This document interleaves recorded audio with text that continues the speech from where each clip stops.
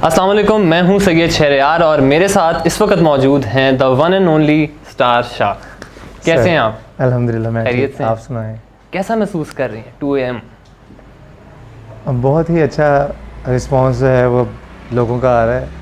पहले भी लोग प्यार करते थे, अब ज़रा ज़्यादा करना शुरू हो गए मजीद हैं। इजाफा हो जी गया प्यार में। हाँ, जी जी तो जो आपने लाइंस लिखी, धोखा हर पासे, जी। तो ये जब लिखी आपने तो क्या सोच के लिखी? 2018 में आप ये गाना लिखते हैं, जी रिकॉर्ड करते हैं, तो उस वक्त ये सोचा था कि एकदम कोक स्टूडियो में ये लाइंस आपकी? नहीं नहीं, कोक स्टूडियो के बारे में तो ख़ास तौर पे मैंने कभी भी नहीं सोचा था कि मैं कभी कोक स्टूडियो में परफॉर्म करूँगा, इसका हिस्सा बनूँगा, क्योंकि मुझे हमेशा से ये लगती थी कि ये लेजेंड्स की जगह है। तो मेरे जैसे बंदे का तो कभी काम ही कोई नहीं इसमें। तो धोखा हर पास से लिखने को लेके बस यही था कि जो आमद हुई या जो मैंने फ़ील किया उस टाइम पे मैंने वो लिख दिया। लेकिन ये नहीं पता था कि ये जो है जुल्फ़ी सर और कोक स्टूडियो के ज़रिए जो है कोक स्टूडियो में आ जाएगी मेरी ये शायरी। तो शायद अल्लाह ने कबूल की, तो आज आप मेरे पास यहाँ पर आए हुए जी हैं जी। धोखा हर पासे को लेके डिस्कस करने।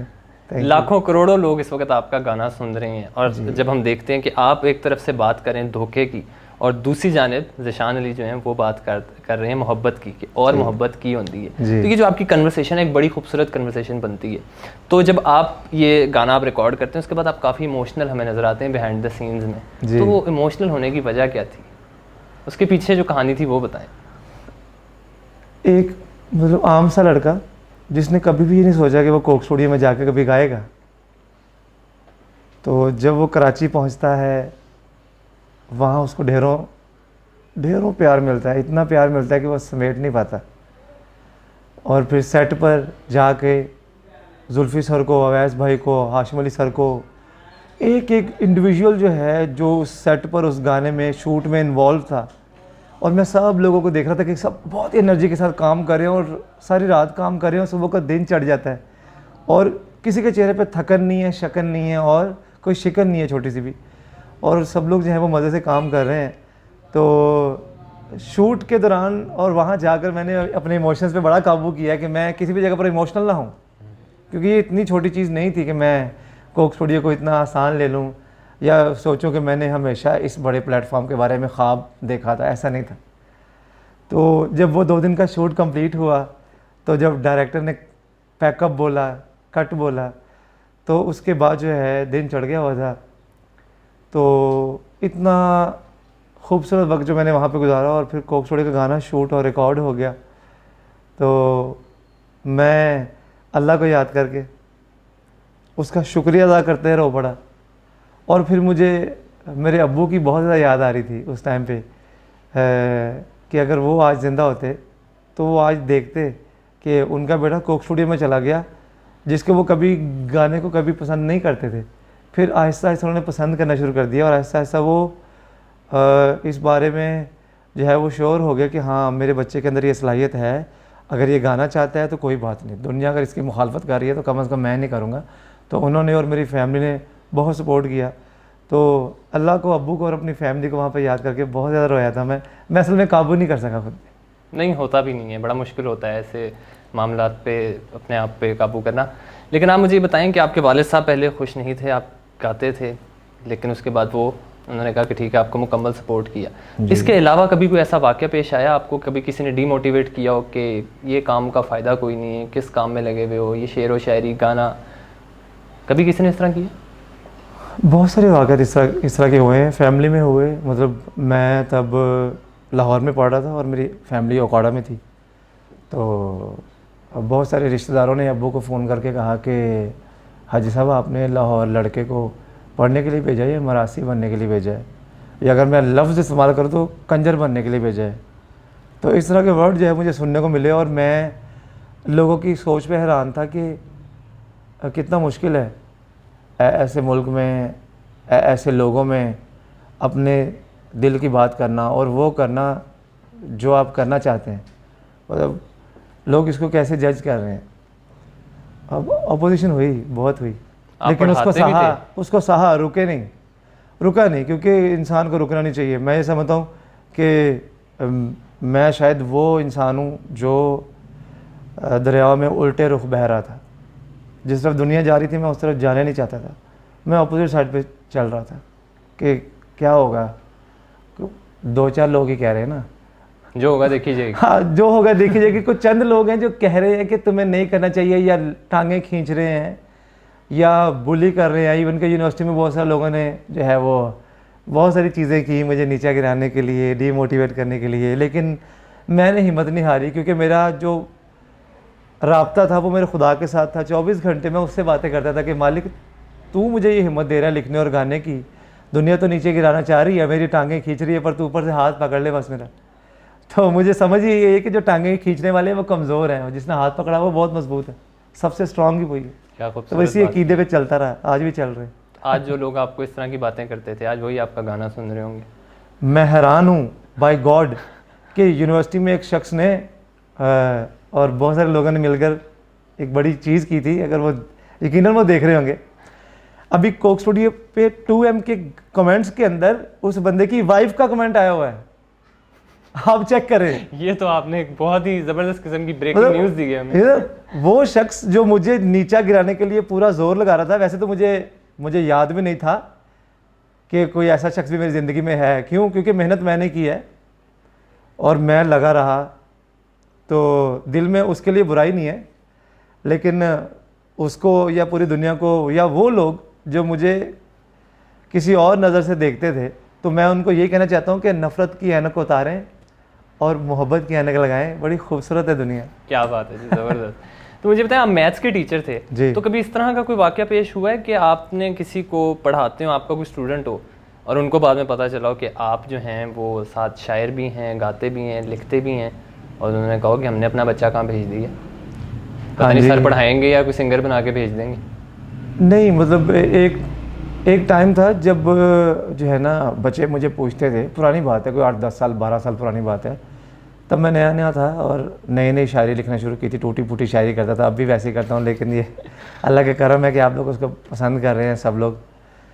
तो शुरू में अगर मुझे बस, आपको पता है आप भी स्टूडेंट रहे थे, आप छोटे होंगे कभी, तो स्कूल के बच्चे अक्सर पूछते सर आपकी इंस्टाग्राम के, आपकी फेसबुक के, आपकी आईडी बताएं। तो आप लोग भी शायद कभी अपने असातिज़ा से पूछते हो, तो मुझे बच्चे पूछते थे, मैं बता देता था कि मेरी आईडी स्टार शाह के नाम से फेसबुक पे है या इंस्टाग्राम पे है।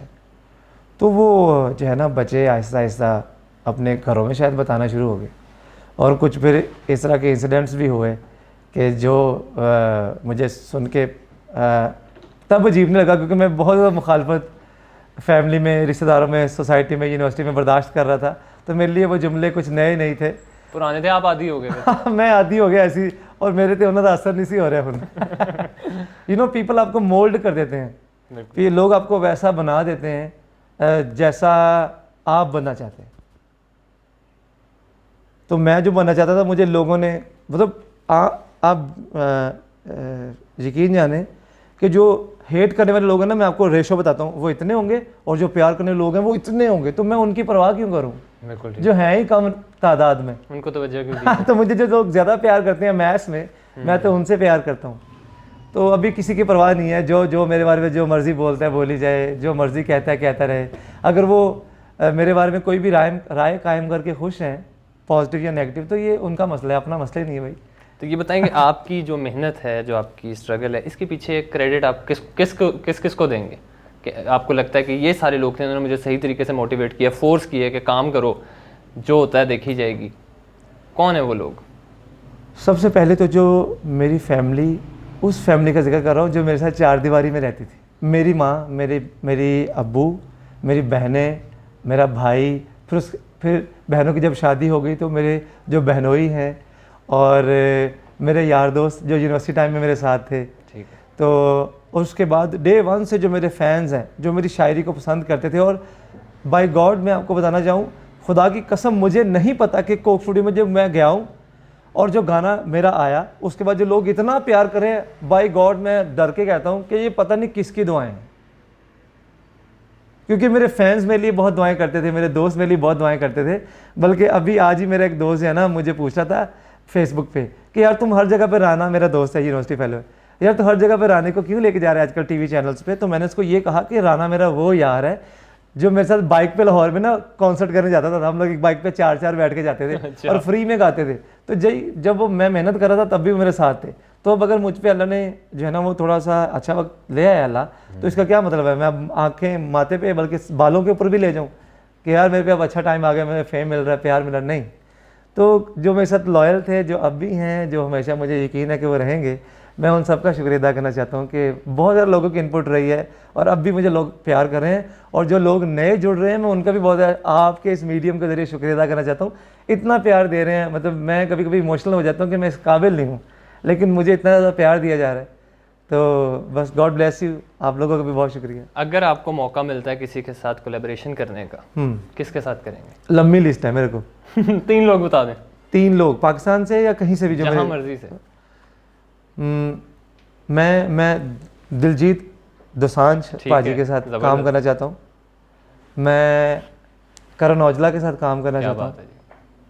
और फिर एक बार कहूँगा कि अब मुझे लगता है अब जाकर, क्योंकि अब मेरे साथ अल्हम्दुलिल्लाह एक पूरी स्ट्रॉन्ग टीम ऐड है मुझे जो लीड कर रही है मेरे बैक पे। ठीक है। हाँ, उनका भी शुक्रिया उनका भी शुक्रिया सर। उनका शुक्रिया तो मैं भी अदा करता हूँ। आप लोगों का शुक्रिया कि अब मैं इतना स्ट्रॉन्ग समझ रहा हूँ कि जो मैं अगले जुमले बोलने जा रहा हूँ अल्लाह के बाद आप लोगों के भरोसे पर, अब मैं अपने आप को इस काबिल समझता हूँ कि अगर आज सिद्धू मूसेवाला जिंदा होता तो मैं अपनी टीम को कहता कि उनको कहें कि मैंने आपके साथ कोलैब करना। ये जो कोक स्टूडियो और कोक स्टूडियो के बाद जो लोग मुझे सुपरवाइज कर रहे हैं, मुझे जो है वो लेके चल रहे हैं, आज मैं पूरे कॉन्फिडेंस करके कि हूँ मैं कह सकता हाँ मैं सिद्धू ना भी काम करता अगर आज होता। बिल्कुल सही। तो सुनते आप किसको सुनते हैं? लोग तो अब आपको सुन रहे हैं, आप किसको सुनते हैं? मैं देखिए मैं मूड पे डिपेंड करता है, वाइब पे डिपेंड करता है, और अभी इमोशन क्या चल रहे हैं उस पर डिपेंड करता है। कभी कभी अच्छा ट्रैक चल रहा होता है, फास्ट अपबीट चल रही होती है, कभी सैड चल रहा होता है, कभी गज़लें सुन रहा हूँ, ठीक है। लेकिन मेजॉरिटी जो है I am use to listen to the Indian Punjabi music. मैं वहाँ से सुनता हूँ। बहुत सारे लोग हैं जैसे मैं उस्ताद मानता हूँ। वैसे तो मैं मेरे हिप हॉप में जो रूहानी उस्ताद जिनको मैं सर बोहेमियन, क्या बात है, the king, the Pioneer of hip hop. उसके बाद अगर मैं किसी को रूहानी उस्ताद मानता हूँ तो वो इंडिया से बब्बू मान साहब हैं, गुरदास मान साहब हैं, शेरी मान साहब हैं, और बहुत सारे मास्टर सलीम साहब हैं, खान साहब है, गैरी संधू है। मेरे को बहुत बड़ी लिस्ट है। जबरदस्त। हाँ, तो मतलब मैं सुरीले लोगों को सुनता हूँ, जो लोग सुर में गाते हैं मैं उनको सुनता हूँ। और अगर हिप हॉप की बात करें तो मैं टूपाक को, मैं स्नूप डॉग को, 50 सेंट को सुनता था, अब भी सुनता हूँ। और नए बहुत सारे आर्टिस्ट हैं जिनको मैं अभी भी सुन रहा हूँ। ड्रेक है, जे कॉल है, उसके अलावा जो है इंडिया से एमी वे बंटाई को मैं सुनता हूँ भाई। अगर आप मेरा ये इंटरव्यू देखें, I am big fan of yours, love you. मैं उनका बहुत बड़ा फ़ैन हूँ। बहुत एनर्जी है भाई में, एमी वे में बहुत एनर्जी है उनके अंदर। मैं उनसे मोटिवेशन लेता हूँ, उनसे उनकी वाइब में रहते हुए उनसे एनर्जी लेता हूँ। अगर मैंने कुछ भी वाइब भी लिखना हो जी। तो मैं एमी वे के गाने सुनता हूँ भाई, बहुत एनर्जी है उनमें। अब मैं चाहूँगा कि जो आपकी लाइंस हैं वो 2 अदद लाइंस हमारी ऑडियंस के लिए आप अगर गा दें जी, तो बहुत ज़बरदस्त। Why not. धोखा हर पासे दिलों विच चोर रखदे ने बुलियां ते झूठे हासे। हाय धोखा हर पासे दिलों विच चोर रखदे ने बुलियां ते झूठे हासे। लोकी बहुत बहुत शुक्रिया आपका। Thank you very much ji, Thank आपने you, वक्त sir. दिया, टाइम दिया। तो ये थे स्टार शाह, आपने सुनी इनकी कहानी। अपना बहुत सारा ख्याल रखिए, मिलते हैं नेक्स्ट वीडियो में। अल्लाह हाफिज़।